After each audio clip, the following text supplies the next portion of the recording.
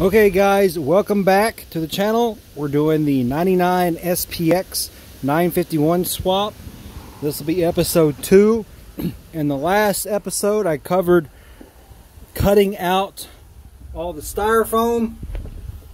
As you can see, I got the styrofoam cut out. Basically you'll want to go from this point back.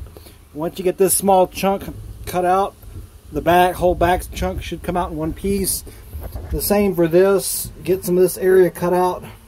That back chunk will all come out in kind of one good solid piece. Again, we removed that because the pipe comes down and the pipe rubs right down in there. And we removed it to help us get aftermarket sponsons in. So that's what we did in the last episode. Just wanted to show you the results. I got the rest gutted. I got the gas tanks out. All the rubber stuff, padding for the gas tanks out. My motor mounts out. She's pretty gutted. The only thing I couldn't get out was, of course, this strap for the water box and the steering cable. We still have the throttle and choke cable, which we'll pull those through and just tuck them up out of the way. But today our focus is going to be on sanding and cutting what we need to get the 951 to fit in there. Tools you will need will be safety glasses, of course. I'm going to put these on. You're going to want a drill and this sanding disc. You're going to want a Dremel tool and several of these drum sanders. And then you're going to want an Airsander. You don't necessarily need this. It helps when sanding this area. But you want to go slow, so you can use this to get a good start and then finish up with this. Same goes for using this to sand down in this corner, as you can see right here where it's sanded. It's a sharp, it originally was a sharp corner, and we beveled it out a little bit because that bottom pipe comes down and kind of hits right there. I also sanded down this spot right here a little bit. You don't need much, just a little bit. I had a black marker, but we're going to go about from this point to about here, about 14 and a half, 14 3/4, or 15 inches, somewhere in there. On the other one I measured, it was like 14 3/4, but you can start a bevel and kind of, so it's not a sharp lead in. You can do a nice lead in, but we're going to cut all this here out, and we don't need to cut this out. I just kind of, we'll do a lead in right here, kind of smooth it out right here. So we won't cut this out. I drew my black marker too much. I don't know where my marker went. But as you can see over here, just did a little and kind of smoothed it out, so it's kind of not so noticeable. So I already did this one, as you can see. And just kind of do a nice little lead in. That's all you got to do. And then there is a third, there's one of these that was right here.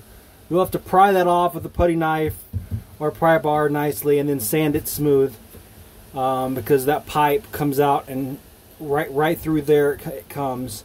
So that's got to go. But you won't really be using these on this side anyway when you do the 951, because it's opposite. That's why on the 951, on my other one, you'll be gluing some nice cable tie mounts on this side. So you're switching from running stuff on this side to this side. But yeah, that's where we're at. So you want to go about, measure, depending on where you put your tape measure, about right there. You know, you want to go somewhere about 14 3/4 and start your lead in. So somewhere about 14 and a half, start your lead in. Sorry, looking at my tape. But as you can see, somewhere between 14 and 15 inches. Because that's where that pipe is going to rest. That pipe's going to come out of the engine, but right here, curve up, and then go down. So curve up, and then go down, right down through there.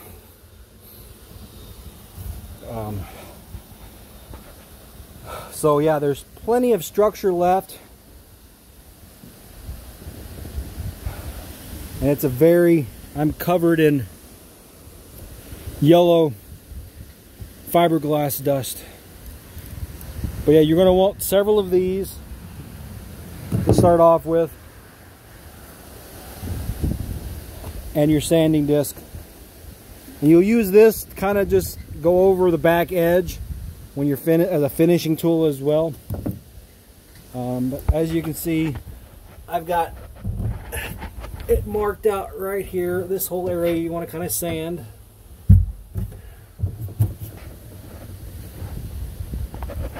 And then basically this bevel, just kind of below this line.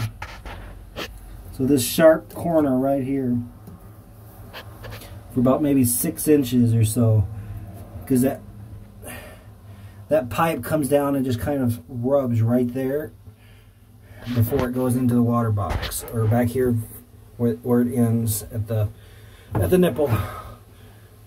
But as you can see, we got a lot of the fiberglass or the styrofoam out. So that's where we're sitting at. You want to take your time with the Dremel tool. My battery's kind of getting low on this, but let's see what we can get started.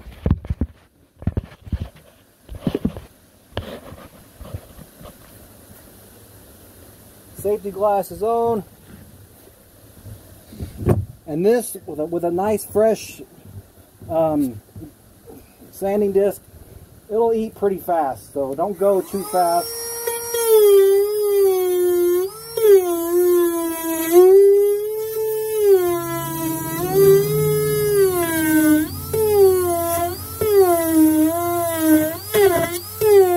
Yeah, this is still a used one from the last one, but you just want to take your time.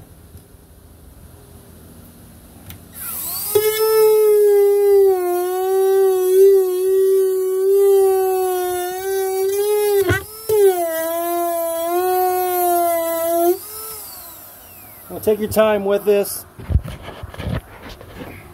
I'm not sure if I even recorded at that angle, but you just want to take your time and follow it and lead it in.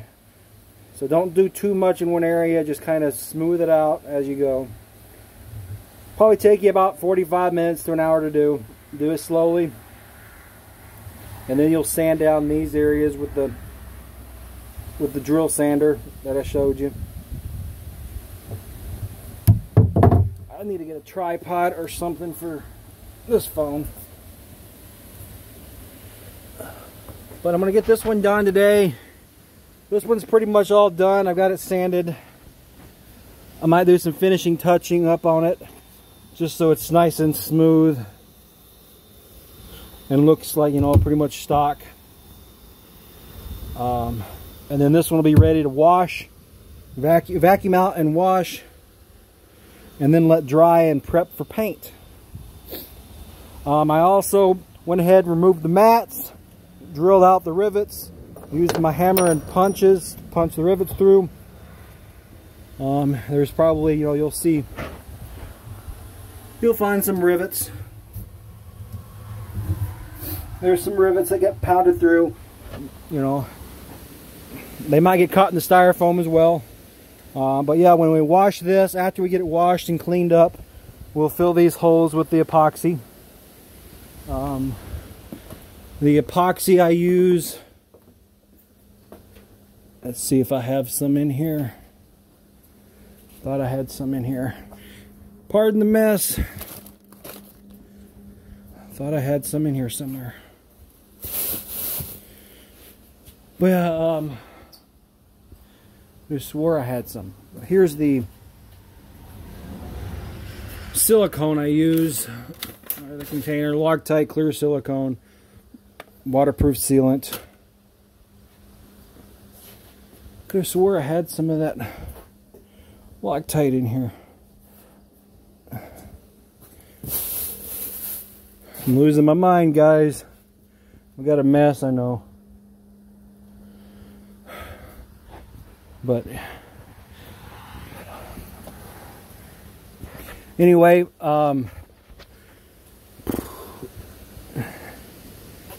got the pump off of this one, off of Ben's. Got it over here.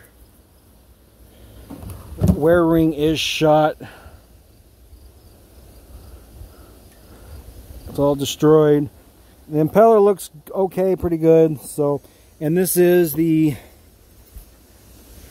99 SPX with the plastic vane pump. And whoever did this before, I don't know what's going on, but it looks like they got a gap here with the cone. That's not good. Not good at all. But there's all the stuff from Ben's ski and then all the stuff from my ski. I use this here portable battery operated siphon to siphon the gas tanks. And there's the gas tanks. I got Ben's name on his, mine on mine. Bad news was the recall had already been done, so we don't get new gas tanks, which is a bummer. So no new gas tanks for these, but we'll clean these up, clean them out, clean them up, make them look real nice, ready to go. We'll do that when we do the well tank as well. So yeah, that's where we're sitting at with these. Got a lot done today. Still a lot more to do. So I'm going to work on getting this one sanded and done, and then we'll do another video once we get them all washed out, vacuumed out and washed out and clean. And then I'll do a painting, another painting video. So, and I got my air hose for using this and for blowing stuff off. Like I said, you don't really need this. It helps for some of the bigger, wider areas and to go faster. But if you want to go slow and take your time and just take a little bit, this here works just fine. Forget which grit it is. It's a 3M. I don't know. It's probably it's a pretty coarse one, but works pretty good. So, hope you guys enjoy these quick videos. And we'll keep you posted on these as they go. Episode 3 will probably be a wash out, clean out video. Man. This is going to have to get replaced, but I'll probably go with a aftermarket one.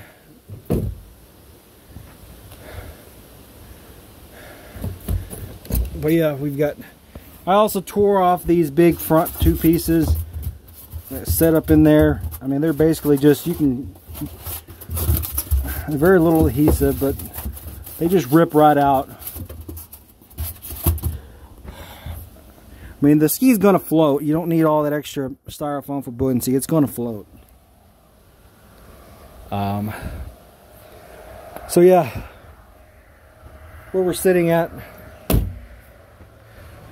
Here's my water box. I'm gonna clean this up, throw some fresh paint on it for the 95 with 951 once that gets ready to go back in.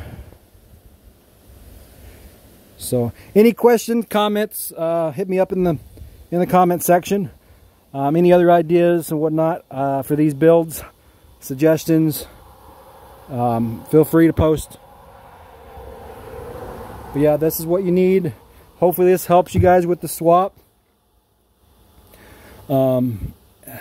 Again, hit up Paul Bretz for the stator mod for the engine mount, so you can use the 800 stock front mount, and hit up Brock Austin for the modified water box that you see over there.